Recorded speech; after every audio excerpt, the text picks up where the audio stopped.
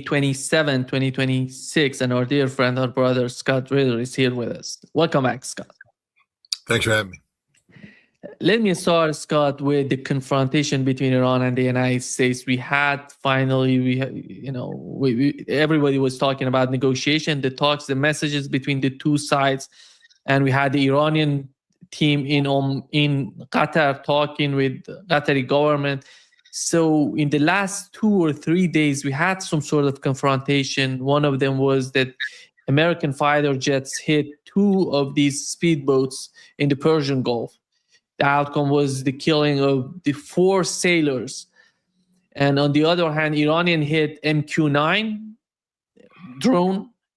Then they fired on RQ-9 and F-35. There are footages of those attacks, those, shootings on MQ-9 and F-35. They have published some footages of that. But when you look at the situation between Iran and the United States, there is no real negotiations going on, I would say, because the two sides are talking to each other via Pakistan or Qatari government, something like that. But maybe, I don't know if there is any phone call behind the scene. I cannot confirm that because I have seen no news in the Persian media talking about that. That's why I assumed only they're sending messages back and forth through Pakistani government. What is your understanding of what's going on? That's my understanding. I mean, it's a negotiation. It's just not your classic negotiation. How else do you expect the United States and Iran to speak to each other today? Donald Trump is an insane individual, literally, demonstrably. Suffering from narcissistic personality disorder of the most malignant variety. We don't have a president. We have a cult of personality. This is all about the Donald and how things impact him. Then you have an Iranian government. It's all about Iran and about geopolitical reality, and they live in the real world. So anytime you blend the real world with a fantasy world, you're going to have a gap between the two. And that gap is going to be impossible to bridge directly. So you need dream interpreters, I guess. And that's where Pakistan and Qatar fall into place. Their job is to, try to cobble together some sort of understanding between these two entities that can bring about a shared objective. But the problem is there is no shared objective. Donald Trump's objectives are purely political in nature, how they impact him here at home. Iran's objectives are purely, selfish in nature, to be honest. They have every right to be selfish, but it's about how this benefits Iran. Iran, which is the aggrieved party. Iran, which was attacked, a surprise attack, an act of perfidy by the United States and Israel on February 28th. Never the two shall meet. Apparently, I mean, even if a temporary agreement is reached, understand that even some of the text that the Iranian media has been publishing talks about issues being pushed off. Anytime you get Donald Trump to push something off, it just means that you give him a window of opportunity to vacillate, change his mind, interfere, disrupt. And the actions that you speak of are, I think, part and parcel of what's going to be the new reality. I think both parties understand there needs to be relative freedom of navigation in the Strait of Hormuz. What the United States will get out of it is the flow of energy, which will alleviate a global economic crisis. What Iran will get out of it is the fact that they're going to be allowed to collect an environmental tax or whatever they want to call it. And I think that's pretty much the only agreement we're going to get, which is an agreement which I don't know it'll ever be manifested in writing because I don't think Donald Trump's agreement capable. He can't afford to be seen as losing this war. And yet he lost this war. And so I think that's where we're at right now. That all parties are focused on how to keep shipping flowing through the Strait of Hormuz. What happened with the downing is a clash designed for the United States to imprint itself, to say we're still here, we're relevant, we can, we're somehow large and in charge. But at some point in time, we're going to have to stand down and allow traffic to go through. But that doesn't mean there's going to be an agreement on some of the more difficult things, the nuclear program, ballistic missiles, Lebanon, ceasefires, all that. Yeah. It's hard to say where we're going. It's impossible. Because again, I've said this before. You've heard me say it, and I'll say it again. You can't expect people like me, you, and others to get into the mind of a madman, literally an insane individual. Donald Trump is mentally ill. He suffers from mental illness. And therefore, he cannot be predicted. You cannot apply normal, cause-effect rationality to what he does. His social media posts are all over the place. The only consistency appears to be his ability to manipulate the markets in a way that are beneficial to insiders who are aware of, what he's going to post, when he's going to post it. But otherwise, nothing he's doing is to the benefit of the United States. That's a statement of fact. Here is what he said moments ago about the Strait of Hormuz and his shocking comment on Oman. Here is what he said. Iran wants control of the Strait of Hormuz. Would you accept a short-term deal that allows Iran and Oman to control the strait? And would they have to open it immediately, or would you be open to that happening over a period of time? No, the strait's going to be open to everybody. And who would control it? It's international waters. Nobody's going to control it. We're going to watch over it. We'll watch over it, but nobody's going to control it. That's part of the negotiation that we have. They would like to control it. Nobody's going to control it. It's international waters, and Oman will behave just like everybody else, so we'll have to blow them up. Just unbelievable. Oman, it's the guy who has nothing to do with any war, and he's threatening the government in Oman. Let's just hit rewind. Donald Trump is a mentally ill individual. All right. Think of the narcissism that's encompassed in everything he just said. We will watch over it. Really? Is that your job, Donnie baby? Who appointed you to be the guardian of the Strait of Hormuz? This is his own little fantasy world. You tried that, Donald, and Iran spit slapped you. You lost. You can't open it up. You don't have any ability. You're sitting there with a Secretary of War who got his ass kicked and a Secretary of State / National Security Advisor who gave you some of the worst advice ever. You're surrounded by losers, and you are the ultimate loser. I mean, literally, staple an L to this guy's forehead. Don't pay attention to anything this guy says, because here's the reality of it. 6 hours from now, he'll post something different. And 6 hours from now, he'll post something different. The man is a lunatic, a raving, mad, insane individual. Do you think, Iran? Do you think the Iranians woke up? Oh, shit, we're in trouble now. Donnie's mad at us. We better do something. You think the Omanis went, whoa, damn, he's going to blow us up. He's not going to do anything against Oman. Nothing. These are empty threats. He's got nothing left. He already threw his Sunday punch. He got into the ring with Mike Tyson and he gave it the best shot, hit him in the jaw. And Mike Tyson went, let's go. That's it. That was your best punch. You ain't going to knock Mike Tyson out. You're not going to knock Iran out. That's the reality. Many in the United States can't wake up and accept this reality. It's true. We lost the war and we can't win this war. We're not going to reverse course. The time it would take for us to build and assemble the forces necessary to have a meaningful impact is prohibitively long. Meanwhile, all Iran has to do is squeeze the Strait of Hormuz and choke the life out of the global economy, which will bring about a general collapse. To include a collapse in the United States would make it impossible for us to generate the forces that we need to for Iran holds all the cards. That's the reality. How do you see the pressure from the Israeli government? Ben-Gvir today said Donald Trump cannot make a bad deal, and Israel is not going to accept that. How we know that the Trump administration, you remember when this administration was elected, we were talking about Tulsi Gabbard, the people who were more rational in the Trump administration. Those people are gone mostly.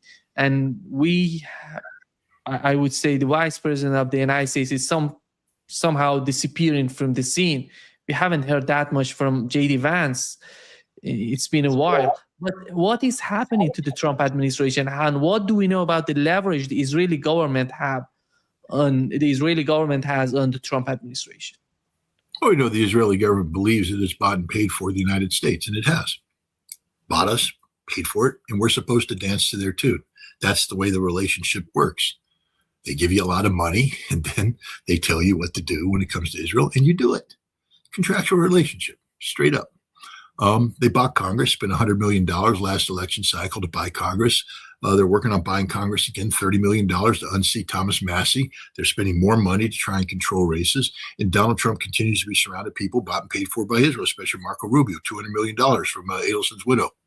Gets you a Secretary of State.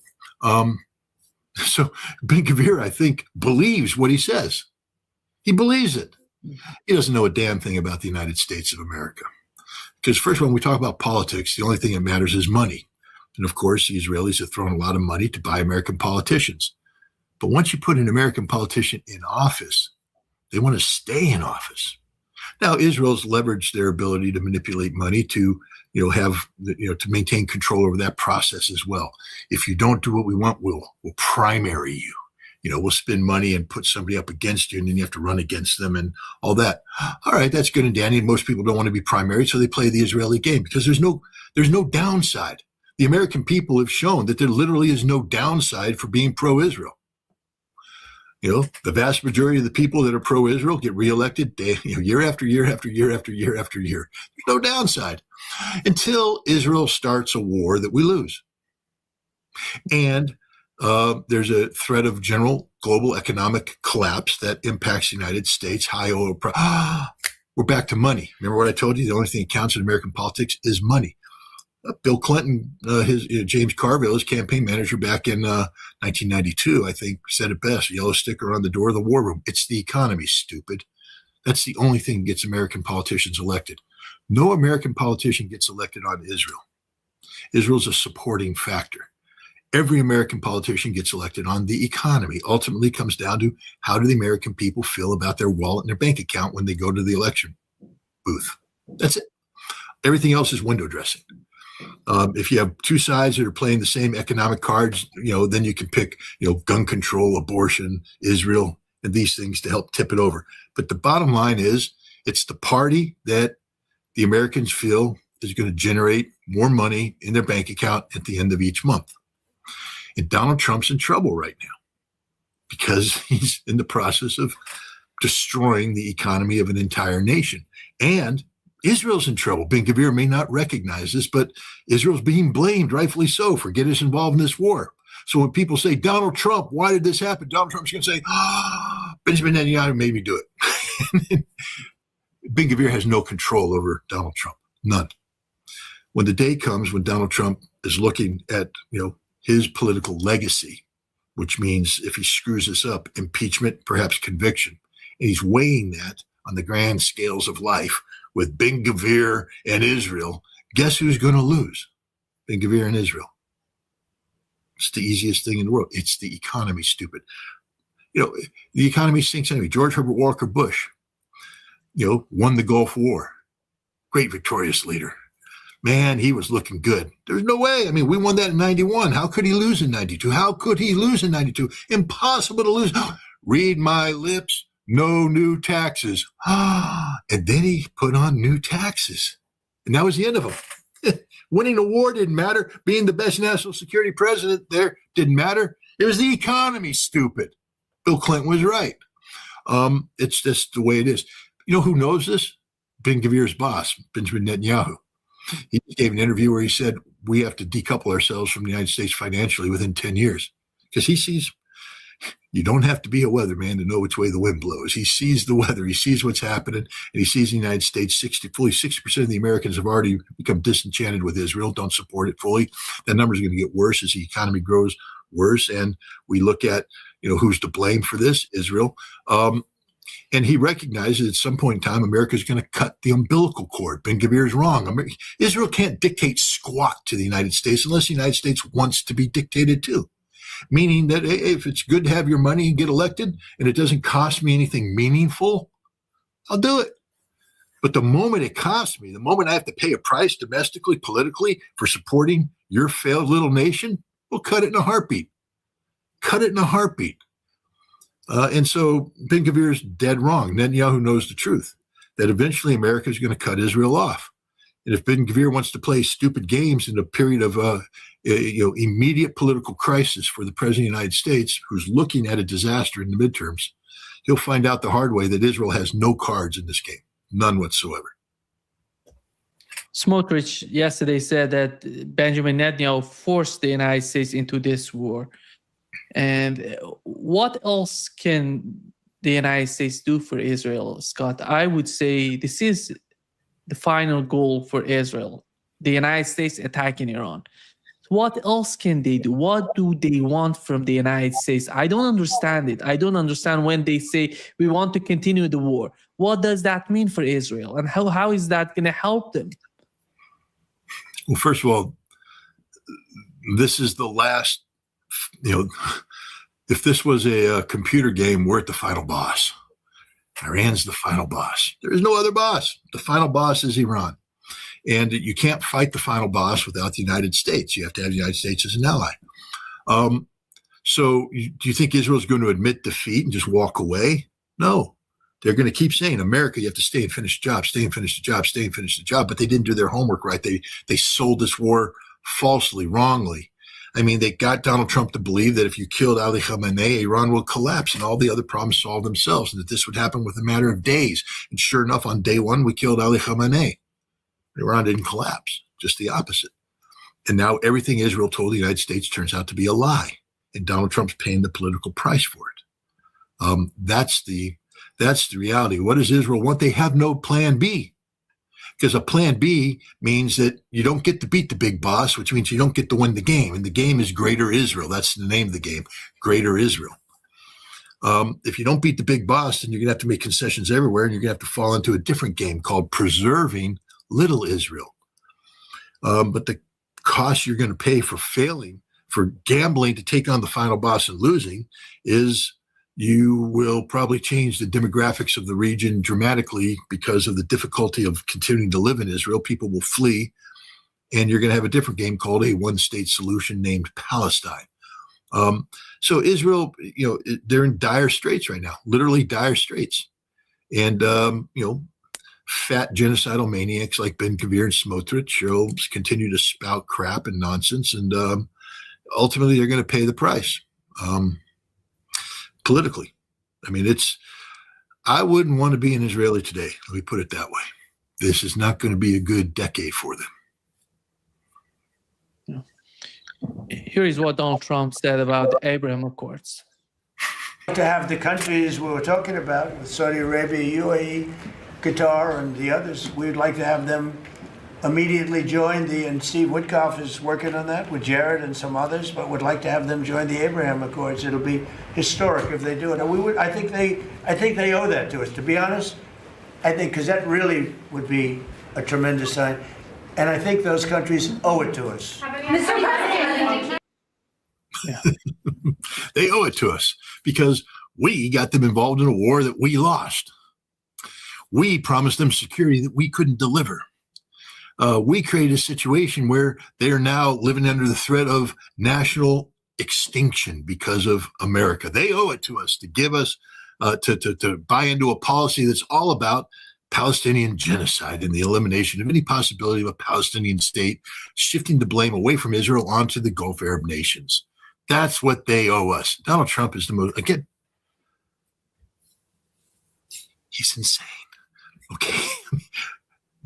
We have to stop treating him like he's a normal human being. That's an insane man there. No rational human being can make that claim.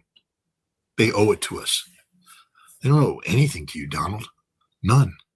I mean, do you understand the insanity that's inherent in that statement? This man is not well. And the fact that Hegseth and Rubio sit there compliantly, nodding and they're not well either. They're facilitators of insanity. There was a time when people made fun of Joe Biden for, cruelty to the elderly by keeping Joe Biden in play when he's clearly out of it. Well, we have a situation now where we have people who are facilitating the mentally ill. And most people would say that that's abuse. But it is abuse of a nation, abuse of the world by this clinically insane individual who thinks that he's owed something that nobody ever bought into in a major way. I mean, the Saudis have clearly linked the Abrams Accord to Palestinian statehood. And if you're not going to give Palestine statehood, then why do you think the Saudis are going to do something for you? He's a sick man. Donald Trump is a sick man. He's not well. And unfortunately, people aren't executing the 25th Amendment. He continues to function as the chief executive. And therefore, this sick man, when he tweets or posts and when he speaks, we have to listen to him. But try to breathe common sense and rational, analytical structures into what he's saying. You can't do that. You can't do that. Nothing he says makes sense. He lives in a fantasy world. We know during the Biden administration, we talk a lot about the war in Ukraine. We knew who was in charge, who's doing this, who's doing that. Anthony Blinken, Jake Sullivan, Victoria Nuland, all these people who were somehow in charge of some sort of policies when it came to Ukraine and foreign policy. Right now, many people are asking, who's in charge in the Trump administration? Is Donald Trump himself? Because look at Pete Hegseth today. I don't believe that this guy is making any sort of policies, but following the orders of Donald Trump. Marco Rubio, the same. You see no sign of Marco Rubio's policies when it comes to Ukraine, when it comes to the Middle East. He's not even negotiating on any of these two fronts. And we've seen him in Armenia signing a deal. Nobody seems to understand that. But after all, you don't see Rubio participating in major issues of the foreign policy of the United States. Who's in charge? Is it the Israeli lobby by the influence they have on Donald Trump? Is it Donald Trump himself deciding about these things? What is your assessment of that? Well, it's not the Israeli. The Israeli lobby had got us involved in this war, but we lost the war and Israel no longer has a vote. I mean, let's just be clear about it. Israel has no vote. They can scream, they can shout, but they're irrelevant. This is about domestic American politics. That's what drives Donald Trump. And if he can't sell it to a domestic American audience, he pays a political price. So let's forget about Israel. I mean, again, let's talk, Hegseth. Hegseth promoted a war that can't be won. You should be paying the price. Hegseth is sitting there listening to Donald Trump. NATO didn't come to our assistance, so we're going to start drawing down in NATO, and we're going to do. And Hegseth's like, okay. And we also are facing a monetary shortfall. We're out of money. We don't have any money left. We're putting a heavy brigade out of Texas onto ships, sending them off to Poland to do this 9-month rotation. It's going to cost us an arm and a leg. And Trump's unhappy with Europe. We're canceling it. Pete Hegseth. We're canceling the 4,200 troops heading to Poland. We're canceling it. Not going to happen. The heavy brigade isn't going. It's done. And everybody's like, wow, look at the United States actually taking, action based upon statements made by the president. Then the president comes out and goes, nah, we're transferring 5,000 troops to Poland. Now imagine being the Poles going, what the hell is going on here? Imagine being the average American who doesn't know anything about anything, because the average American is going 4,200, 5,000. I mean, it's a write-off, right? No, the Poles know the truth. See, those 4,200 guys, part of that rotational brigade, is part of a negotiated systemic approach to America providing military assistance to a larger NATO deterrence posture in the region. So every 9 months, we rotate in a heavy armored brigade. And we have status of forces agreement built to do just that are very comprehensive, because we have to bring our ships into Hamburg. We have to offload the material, then get it to Poland. So we've negotiated ways to make this happen, customs-free transfer of power, the whole thing. Then they get in there and we have status forces agreement on where they stay, how they operate. This brigade doesn't stay as a brigade. We send it off to train in the north. We send it down to train in the south. We move it all over Europe. And then 9 months later, it rotates out. Another brigade rotates in. And we keep a heavy brigade there. That was the idea. The 5,000 troops that Trump's talking about is a brigade, a Stryker brigade, I believe, that's based in Germany. It's a Stryker brigade. It means it's light armor. It ain't a heavy armor brigade, but it's 5,000 troops.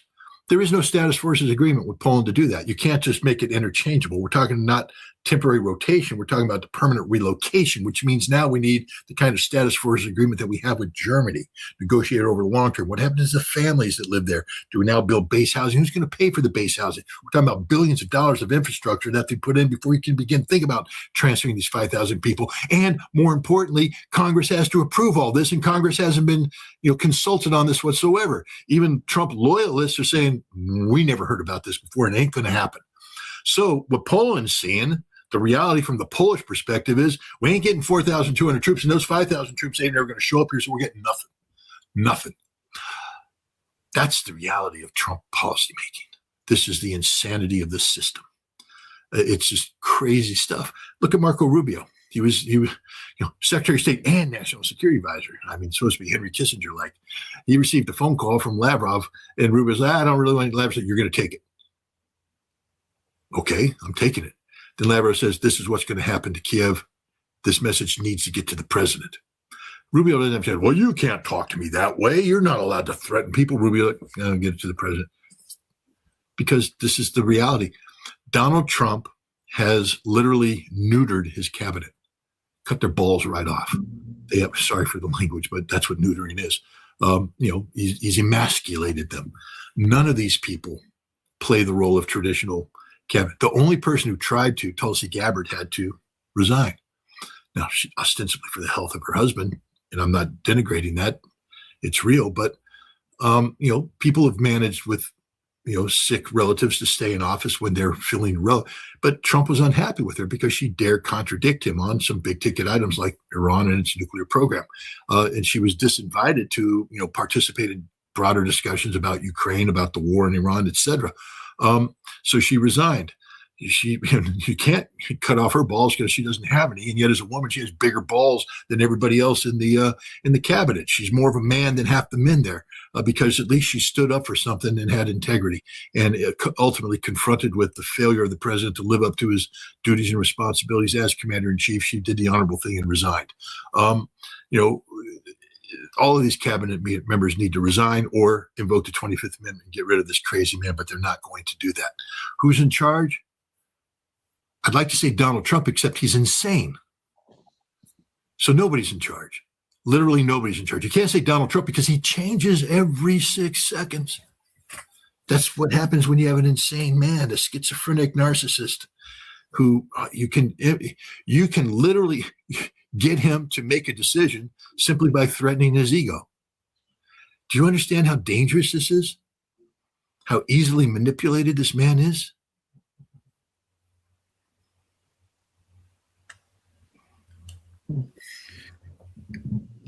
What is your understanding, Scott, of the battlefield between Israel and Lebanon, basically in southern part of Lebanon? Because it shows we are witnessing various footages coming out of southern part. They're hitting Israeli soldiers, communication systems, Iron Dome batteries. They're hitting everything. They try to do something about, that some sort of protection for the equipment they have in the southern part of Lebanon. It seems that has failed. Just keeping their soldiers in a safe place in southern part of Lebanon is becoming one of the greatest challenges that the IDF is facing right now. And what is your understanding of that? Because yesterday they said the yellow line, and we're going to cross the yellow line they draw in the southern part of Lebanon. And it doesn't seem that they're going to be able to, to hit these FPV drones because they're getting out of the hand for Israel. They don't know how to deal with that. What is your understanding of Israel and their policies in southern part of Lebanon? Well, I mean, Israel wants to defeat Hezbollah. That's a strategic objective. They've been working that on a number of fronts. But ultimately to defeat Hezbollah, you have to win on the battlefield. And Israel right now is stymied on the yellow line. They are stuck there. Every time their forces attempt to push through it, they get beat hands down by Hezbollah. I mean, the Radwan forces are better than the Israeli Defense Forces when it comes to a stand-up fight. Israel is trying to mass forces and do a breakthrough, but the problem with massing forces is mass requires sustainability. You have to bring logistics in to create the potential of the mass to move forward. Then you have to sustain it with continuous logistics provisions. And that means that all you have to do is take a look at where the yellow line is and draw a line back to Israel where the logistics bases are. And they have to get equipment from there, material from there, push it forward through occupied Lebanon. And again, look at the map. It's difficult terrain. It's got limited lines of communication that are predictable. They create funnels. And that's how you start. So what Ukraine's doing, what Hezbollah is doing right now is employing FPV drones, not only to, beat down the Israelis on the front lines, but more importantly, to control up to 20, 30, 40 kilometers deep. You have FPV drones right now operating inside Israel, taking targets out. But more importantly, they're interdicting the sustainability, which means you can't do an offense. I can't run an offensive operation with sputtering logistics, because when I commit, I'm committing, I'm telling you to push forward, and there must be reinforcing capability, supporting capability, sustaining pressure on the enemy. The moment you stop sustaining pressure on the enemy's up and they're able to counterattack, pinch off, counterstrike, disrupt, and your offensive sputters out. Welcome to the reality of modern war. And so what Hezbollah is doing right now is, as Israel tries to put forward, they're breaking up the sustainability with these FPV attacks, hitting logistics, hitting resupply, hitting force structure, and Israel doesn't have a solution to it. Hezbollah is just learning how to do this, first of all. They have some, but it's not like an overwhelming number. They haven't come in with a drone swarm yet. They're just learning how to do this. And you saw early on with some of the videos how they're tentative. They come in and a little hesitant in what they're doing, et cetera. They're getting better. They're more and more decisive. I will tell you that if this was Russian drone operators or even Ukrainian drone operators operating with the resources available in either Russia or Ukraine, the IDF would be wiped off the battlefield, eliminated to totality. Because it doesn't know how to operate in this environment. And Hezbollah is getting better and better and better and better, and the Israelis don't have a solution. Maybe they will get a solution at some point in time. The solutions are there, but it requires force structure. You have to develop your own UAV branch, and you have to train them, equip them, have doctrine, have tactics, and make sure everybody's trained up on it. Israel hasn't even gotten off the ground. Hezbollah now has taken some important steps. But now imagine if you're the United States or any NATO country and you want to take on the Russians. You don't stand a chance. None. You'll never get out of the forward operating positions. You'll be dead before you know it, because Russia is drone dominant. Ukraine has drone capabilities that the West doesn't have.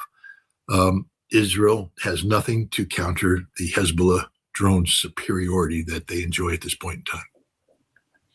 Scott, one of the main reasons that we are not talking about the war in Ukraine is because Donald Trump has created a huge chaos in the Middle East, which has influenced the global economy.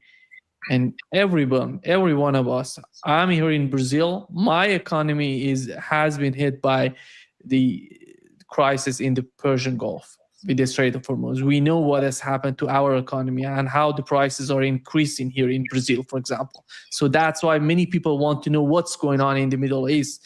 That's a huge problem, in my opinion, when you look at what's going on in Ukraine, because the escalation is going on and on with the drone attack, Ukrainian drone attack on civilians in Russia, which somehow is escalating. Who's providing these drones? We know the Europeans are doing that. Ukrainians themselves are producing some of them. And what is the outcome of this drone production is the new escalation. That's why Russia used again a Ritter missile in Ukraine. How dangerous is the situation getting on the battlefield in Ukraine between Russia and Ukraine? Well, on the battlefield, first of all, you have to separate the two. There's a battlefield reality, and then there's this other reality taking place.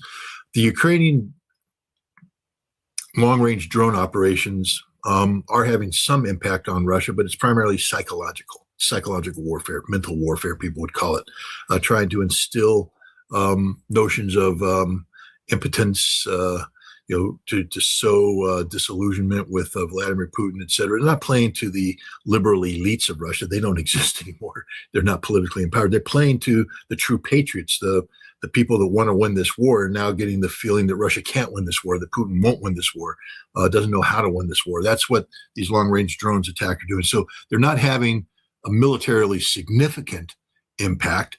They're having a mentally significant impact, therefore a politically significant impact. And they crossed a red line. They struck a girls. Had this girls, that is a teacher school. Primarily girls died. I think 3 guys died as well. But they're students, teenage students. Had they done this a month ago or 2 months ago, remember the Ukrainians went into Kursk and slaughtered, butchered hundreds of Russian elderly, innocent civilians whose only crime was they couldn't evacuate a village long enough. So when the Nazis came in, literal Nazis came in, they raped them, they murdered them, they dismembered their bodies, they left their bodies to rot. And the Russians have documented everything because these idiot Nazis went in there and they filmed the rapes, they filmed the murders on their cell phones, and then they went out and got killed by the Russians who captured the cell phones and can document the crimes. But that didn't get Russia to change the paradigm. Putin has been running a very well-balanced war that he's winning, by the way. I don't care what pro-Ukrainian social media says. The facts are the facts. Putin has stabilized Russia's economic situation, flipped the script, has a growing economy that's completely mobilized when it comes to defense industry, churning out the weapons necessary. And he has a sound, stable geopolitical base through diplomacy to have, China and others together on, pursuing a multipolar world, and got China to recognize that Ukraine is to Russia as Taiwan is to China. Therefore, China will never walk away from Russia on this. This is all a victory that can only happen if Putin was very pragmatic and patient on the battlefield. You didn't want to get sucked into overreacting in a way that, undid the diplomatic support, disrupted the economic development or recovery, and weakened you overall. You could win on the battlefield, lose strategically. Putin has been slowing it down on the battlefield, winning strategically. But the problem is that this attack at the school at this point in time, it was a straw that broke the camel's back. It just turned out to be the story that the Russian people were no longer willing to stomach. And this had political ramifications, and Vladimir Putin's government is now taking decisive action. Let me explain what has just happened. Ukraine lost the war. NATO lost the war. Europe lost the war. You will not win. They will not win. It's impossible to win because Russia now views this as existential in nature. We're going to be looking at the erasure of Ukraine, the physical erasure of Ukraine. The head of the State Duma on defense gave an interview where he has expanded upon the statements made by the foreign ministry and the defense ministry. But basically, what's about to happen to Ukraine is going to continue until Ukraine accepts unconditional surrender. That's it. So Russia's made that choice now. It's no longer a debate. It's no longer a discussion. We don't have to debate what did Sergei Karaganov mean or what did so-and-so mean. We now know at least what Russia says. Now, we could find out that Russia's all talk, no action. I don't think they are, but I think you're going to wake up tomorrow seeing a completely different reality on the ground, or wake up soon. Russia has given, sufficient notice for people to leave Kiev. I think 48 hours is more than enough notice. So we'll see what happens tonight. It could happen very soon. But it's not just one Oreshnik. I think you're going to see a whole bunch of Oreshniks. I think you're going to see a whole bunch of capabilities brought in. And this is going to be sustained. It isn't going to let up. This isn't going to be one and done. This is the end of Ukraine. And if Europe wants to play ball, it'll be the end of Europe. I think Russia's at that point right now where they're done playing stupid games with stupid people. That's where we are. Yeah. Do you think that the war would go to Europe because of the support, because the way that they're producing drones? It's gone to Europe. What do you mean, will it go to Europe? Europe is an active participant in this conflict. So the war will go to Europe. Europe wants to play. I mean, it's amazing. Europe keeps going, we want war. We want it. We want to go to war. France, we're ready for war. England, we're ready for war. Germany, we're really ready for war. NATO, we're ready for war. The Baltics, we're ready for war. Not just ready, but we want war. We're looking for war. We will be at war. We are in war. That is a quote from the Pistorius, the German defense minister, we are at war with Russia. Well, hey, guys, you don't have to ask more than once. You want a war? You'll get the war. And they're going to get the war, because once Russia begins the erasure of Ukraine, you're going to see that strings are attached to those people who continue to sustain Ukraine's elements.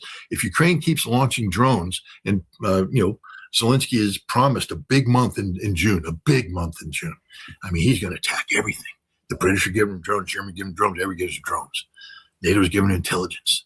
And he's going to just blanket Russia with drones. Well, Russia's going to erase Ukraine. We know that's happening. But then they will start to erase Europe. Europe made that choice. Now, the only way Europe can get out of it is to say, oh, we were wrong. We don't want war anymore. We're not looking for war. And you're starting to see that panic come out of the Baltics, because the Baltics recognize they've gone a little too far and they're sort of left hanging right there. That's why you have this group coming in and talking, we're going to defend the Baltics. But what they're really saying is stop allowing Ukraine to use your country as a corridor. Because I can guarantee one thing. I'm going to be in Russia this time next week, attending the St. Petersburg International Economic Forum, due to speak at a panel. It's a big deal. It's bigger than Davos, number of people coming, etc. If Ukraine launches drones attacks to disrupt the St. Petersburg International Economic Forum, it'll even get worse for Ukraine. But moreover, any nation that facilitates the transit of Ukrainian drones that strike St. Petersburg during this time period, or at any time period going forward, are also going to pay the ultimate price. Narishkin, the head of the Russian intelligence services, identified, I think, 7 decision-making centers related to Ukrainian drone operations on the soil of Latvia. And everybody's coming together, oh, you can't talk, that's not really happening. But they all know what the truth is. The Latvians know what the truth is. And at this drone thing, the Latvians say, yeah, we got to stop this. And they're saying, you got to stop this because Russia will take them out. I mean, we just have to look at Oreshnik production. Russians said they went into serial production of Oreshniks in August of last year. Let's call August a null month. They started, but they didn't get it. September, October, November, December, January, February, March, April, May, 9 months. Now, let's say the low range of Oreshniks can be produced is 5 a month. 9 times 5 is 45. So there's 45 Oreshniks. Russia's fired 3. There's 42 left out there. I say that the production could go up to 25 a month based upon my experience, direct observation at Vodkinsk. But it probably isn't, because there's competing resources through the YARS, which incorporates elements that are also with the Oreshnik. So you can't, rob Peter to pay Paul. So let's say instead of 25, they're producing 12. That's a good median number, 12. 9 times 12 is 118. No, it's not, Scott. Yeah. It's 108. 9 times 12. 18. Was I right? Yeah. No. Well, that was 10 is 108. 108. You're right. Marine math. I mean, come on. 108. I said 118 first, but I was like, no, that's right. The second one. 108. But you did it right after that. Because every once in a while it clicks in. But the point, because I'm counting my fingers. But and my point is 108 is totally different than 42 in terms of capacity.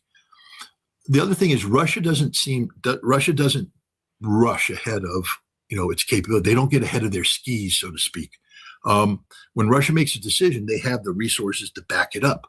All along, people going, Russia's going to run out of missiles. I'm like, Russia will never run out of missiles. Once Russia agrees, goes on this, that's because a decision has been made that we can sustain this activity and sustain the feed into this activity without sacrificing overall strategic capabilities. That's how the Russians think. Unlike the United States, which got involved in Iran, and we ran through everything, had no production, we had to steal everything, and we've weakened the whole world. We are the opposite of Russia. Russia doesn't work the way we work. Russia works differently.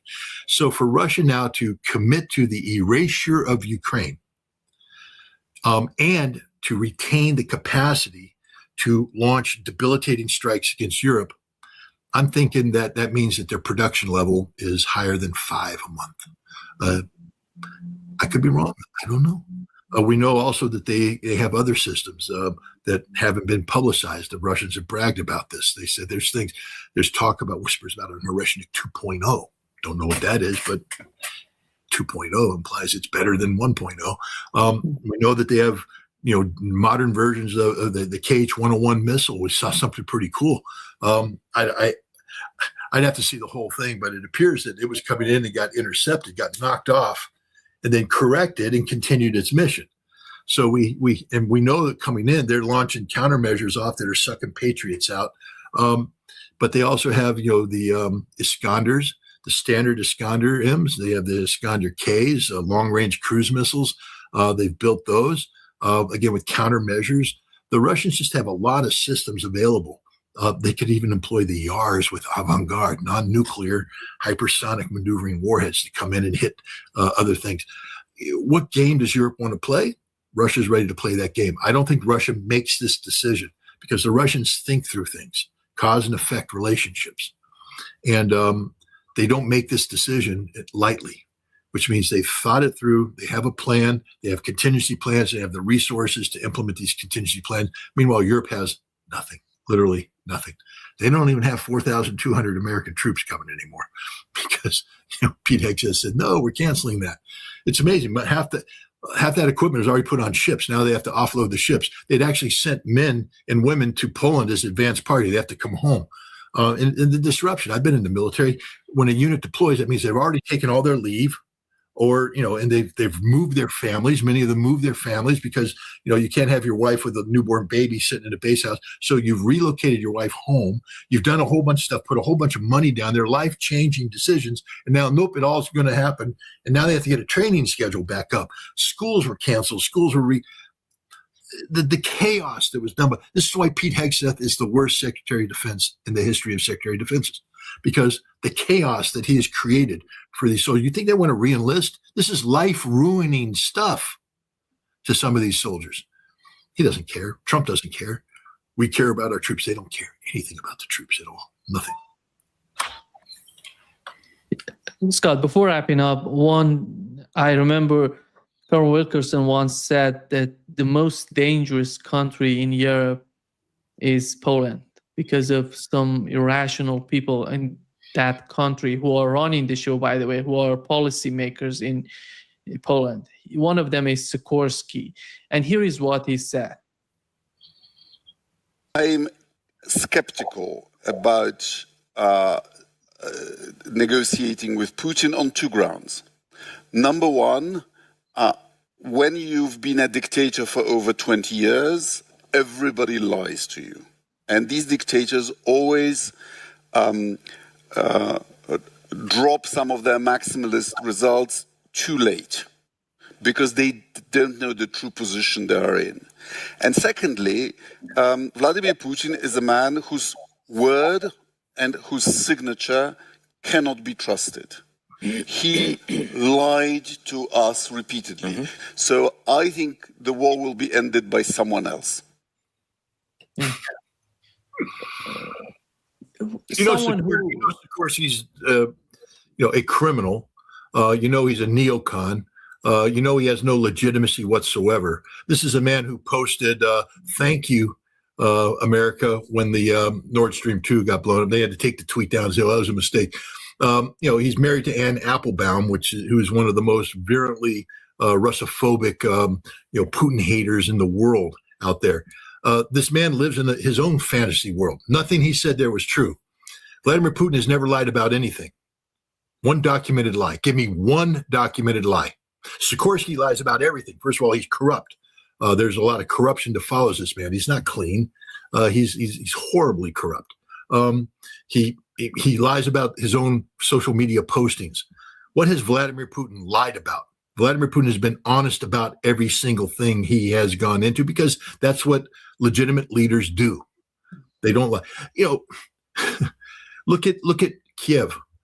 Did the United States and Israel give Iran advance notice that they were going to carry out a decapitation strike on February 28th? No. Were civilians impacted by that? So under international law, you're supposed to give advance warning, adequate advance warning to any military strike that may impact civilians. That's a requirement by law. Vladimir Putin is the only leader in the world today that gives that kind of advance notice. He's the only one. Only one. Iran did. I'll give Iran credit. Iran gave the Israelis advance notice. They would always say, this is what we're going to strike, leave. So Iran, amazing. Iran also abides by international law. It's funny how that works out. The nations that we tend to denigrate the most are the ones who abide by the law the most. I mean, we're the ones who assassinate Qasem Soleimani as he's trying to broker peace in the region. We're the ones that kill Ali Khamenei at home. But the Iranians give Israel advance notice. They're going to strike a place, they leave. And Russia's done the same thing in Kiev. So Sikorsky is crazy, but Sikorsky is not Poland. People need to understand that there is a tremendous amount of pushback inside Poland by people who understand the consequences of these actions. And again, I think there's going to be a great awakening in Europe. Yes, voices like Sikorsky and others are going to be magnified now when Kiev gets erased. See, this is what we told you about Russia. But the rational thinkers are going to go, well, you did that. You created that condition. You made this happen. And now you want it to happen to us too? So I encourage Sikorsky to keep speaking, because every time he does, he just digs the hole deeper for him, his ideology, his sick, demented wife, and everybody else who buys into his neocon vision of how the world's supposed to work. Thank you so much, Scott, for being with us today. Great pleasure. Okay. Thanks a lot. Have a good day.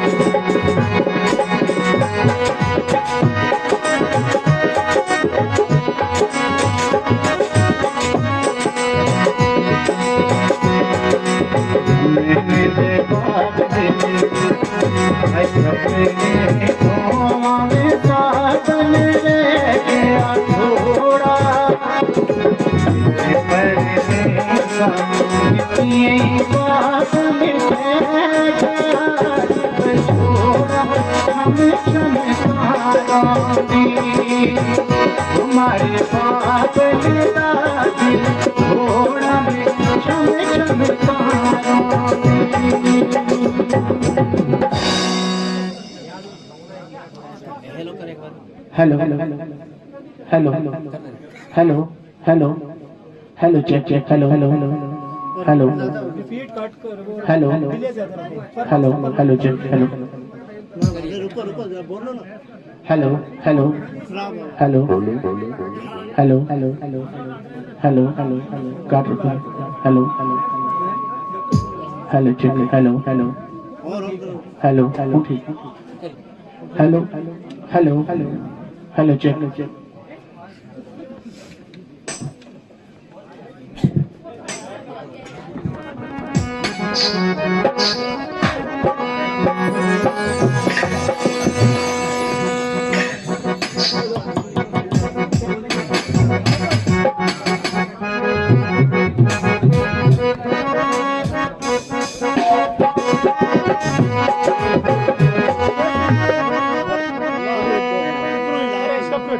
अरे क्यों चढ़े सारा यार इतने दे यार उतर जाओ सारा स्टेज सारा थले उतरो नामा फिर चाहिए जी हम इसके ऊपर बैठेगा तार मिसिंग करे ना हल्ला लगो बैठ दे तब एक बार ओए पीछे जाओ ओए बच्चा बाहर आ जाओ बाहर जाओ चलो 10 बार बाहर जाओ 2 मिनट में खेले एक बार बाहर नहीं चलो नशा बार पीछे आ जाओ बैठो चलो उधर जाओ तार मिसिंग करे मेरा लगती बार बार इसमें तार मिसिंग हाथ थोड़ी हरकत देख नहीं मिस्टेक हुई एनु मोड़ लिंगो फिर मेरा हाथ है ना मोड़ने थोड़ा दी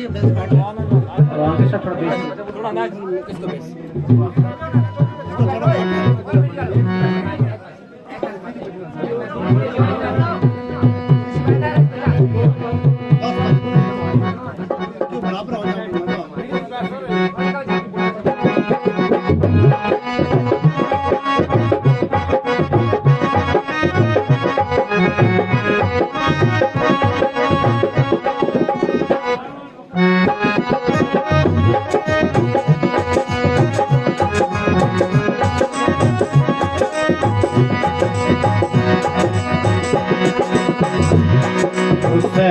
मस्तान गया वो पानिया